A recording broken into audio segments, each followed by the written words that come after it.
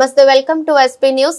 ఉక్కు మహిళ భారతరత్న శ్రీమతి ఇందిరాగాంధీ 108వ జయంతిని స్థానిక జగ్గంపేట అంబేద్కర్ నగరం నందు గల cinema Indira Gandhi doctor BR Ambedkar విగ్రహాలకు, గండేపల్లి మండలం నీలాద్రిరావుపేట గ్రామంలో గల డాక్టర్ బిఆర్ అంబేద్కర్ శ్రీమతి ఇందిరాగాంధీ విగ్రహాలకు జగ్గంపేట నియోజకవర్గం Congress party in-charge Maruthi Siva Ganesh పూలమాల అలంకరించి అంజలి ఘటించారు. శ్రీమతి ఇందిరాగాంధీ అమర్ రహే అని నినదించారు. ఈ సందర్భంగా శివ గణేష్ మాట్లాడుతూ భారతదేశ ఆర్థిక రూపురేఖలు మార్చింది శ్రీమతి ఇందిరాగాంధీ అని, ల్యాండ్ సీలింగ్ చట్టాలను తీసుకువచ్చి భూ సంస్కరణ ద్వారా బడుగు బలహీన వర్గాలకు భూములు పంచి పక్కా గృహాలు నిర్మాణం చేయించి సమాజ స్థాపనకు పాటుపడింది. నమస్కారం, నేను మారుతి శివ గణేష్, జగ్గంపేట నియోజకవర్గ కాంగ్రెస్ పార్టీ ఇన్ఛార్జ్, కాకినాడ జిల్లా. మిత్రులారా, ఈరోజు 108వ ఇందిరాగాంధీ గారి జయంతి సందర్భంగా నీలాద్రిరావుపేట గ్రామంలో ఇవాళ జైభీం యూత్ ఆధ్వర్యంలో ఇవాళ ఇందిరాగాంధీ గారికి పూలమాలలు అలంకరించి, అలాగే ముందుగా అంబేద్కర్ గారికి పూలమాలలు అలంకరించి, అనంతరం ఇందిరాగాంధీ గారికి పూలమాలలు అలంకరించి ఈ జన్మదినోత్సవం చేసుకోవడం జరిగింది. మిత్రులారా, అయితే భారతదేశానికి స్వాతంత్ర్యం రాకముందు బ్రిటిష్ వాళ్ళ ప్రభుత్వం నుంచి బ్రిటిష్ వాళ్ళు ఉన్నప్పుడు, అనంతరం బ్రిటిష్ పరిపాలన తర్వాత భారత స్వాతంత్రం వచ్చిన తర్వాత 1947 తర్వాత ఈ సమాజంలో ఉన్నటువంటి సామాజిక రుగ్మతలు కానీ, అలాగే డిస్క్రిమినేషన్, వివక్ష, సామాజిక వివక్ష కానీ తొలగిపోవాలంటే స్వతంత్రం వచ్చిన దగ్గర నుంచి అనేక మంది పెద్దలు కాంగ్రెస్ పార్టీలో అనేకమైన సంస్కరణలు తీసుకురావడానికి ప్రయత్నం చేశారు. 1961లో ఒకసారి భూ సంస్కరణ తీసుకురావాలని ప్రయత్నం చేశారు. ల్యాండ్ సీలింగ్ తీసుకొచ్చారు, అమలు కాని పరిస్థితి.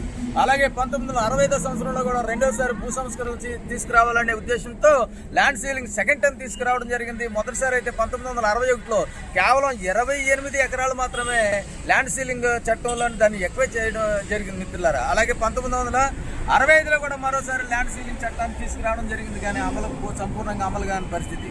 అయితే శ్రీమతి ఇందిరాగాంధీ గారు ప్రధానమంత్రి అయిన తర్వాత ప్రతి పేదవాడు ఈ వివక్షత, సామాజిక వివక్ష తొలగిపోవాలని చెప్పేసి అనుకుంటే ఎస్సీ ఎస్టీ బీసీల దగ్గర భూములు ఉండాలి.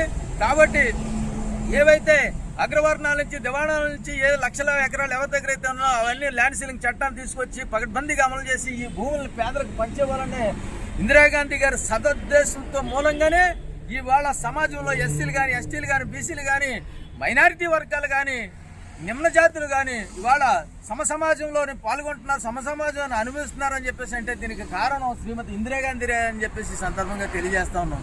ఇందిరాగాంధీ గారి హయాంలో వాళ్ళ ల్యాండ్ సీలింగ్ చట్టం, urban land ceiling, rural land ceiling తీసుకురావడం వల్ల కొన్ని లక్షల ఎకరాలను తీసుకుని పేద ప్రజలకి పంచడం జరిగింది. అలాగే బ్యాంకులను జాతీయం చేశారు. ఇందిరాగాంధీ గారు 20 సూత్రాలు అమలు కార్యక్రమాలను తీసుకొచ్చి ఎస్సీలకి, ఎస్టీలకి, బీసీలకి గృహాల నిర్మాణం చేశారు, భూములు పంచి ఇచ్చారు. ఈ సమాజాన్ని ఏర్పడడానికి విపరీతమైన కృషి చేశారు.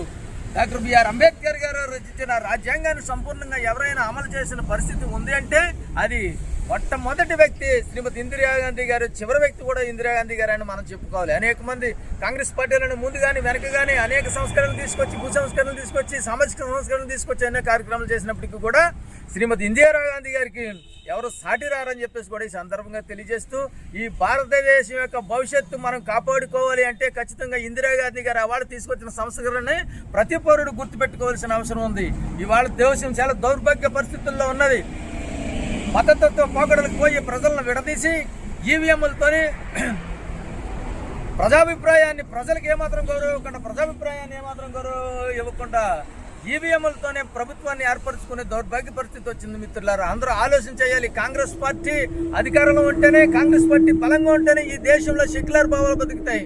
ఎస్సీలు, ఎస్టీలు, బీసీలు, మైనార్టీలు, అలాగే అన్ని రాష్ట్రాల ప్రజలు, ఈశాన్య రాష్ట్రాల ప్రజలు, అలా మధ్య భారతంలో ఉన్న వాళ్ళు, సౌత్ ఇండియా వాళ్ళు అందరూ సమానంగా బతికేదానికి ఈ దేశంలో అవకాశం ఉంటుంది. కాబట్టి కాంగ్రెస్ పార్టీని ఇందిరమ్మ ఒకసారి గుర్తు చేసుకుని కాంగ్రెస్ పార్టీని మరోసారి అధికారంలో తీసుకురావడానికి ప్రయత్నం చేయాలని చెప్పేసి ప్రతి పౌరుడికి కాంగ్రెస్ పార్టీ తరఫున విన్నవించుకుంటూ మరోసారి 108వ సంవత్సరం ఇందిరాగాంధీ ఉత్సవాలని మరోసారి ప్రజలందరికీ ఈ జన్మదిన శుభాకాంక్షలు తెలియజేసి సెలవుస్తున్నాం. Thank you.